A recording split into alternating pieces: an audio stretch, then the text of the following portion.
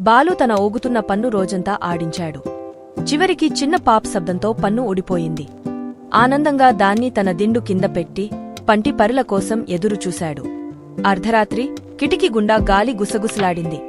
బాలు మెలకువ వచ్చి గదిలో చిన్న చిన్న అడుగుల శబ్దం, నవ్వులు విన్నాడు. ఆయన మంచం దగ్గర ఒక వెలిగే రూపం కనిపించింది. అది సాధారణ పంటి పరిల కాదు, వెండి రెక్కలు, వింత చిరునవ్వుతో వృద్ధురాల్లా కనిపించింది. పరిల పంటి తీసుకొని గుసగుసలాడింది. ఇది ఆకాశానికి కానుక. ప్రతి పంటి నక్షత్రమవుతుంది. గదిచాపర్ తెరుచుకొని రాత్రి ఆకాశం కనబడింది. వేలాది వెలిగే పళ్ళు పైకి తేలుతూ నక్షత్రాలుగా మెరుస్తున్నాయి. అన్ని పళ్ళు ఆకాశానికే వెళ్తాయా అని బాలు అడిగాడు. పరిల తలుపింది. అవును, ప్రతి పంటి విశ్వంలో భాగమవుతుంది.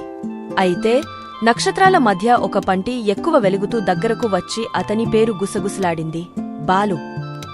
ఒక తారకరేణువుల తుఫానులాగా ఆకాశం మూసుకుపోయింది. గది మళ్లీ సాధారణమైంది. దిండు కింద ఒక మెరిసే నాణెం మాత్రమే మిగిలింది. బాలు నవ్వాడు.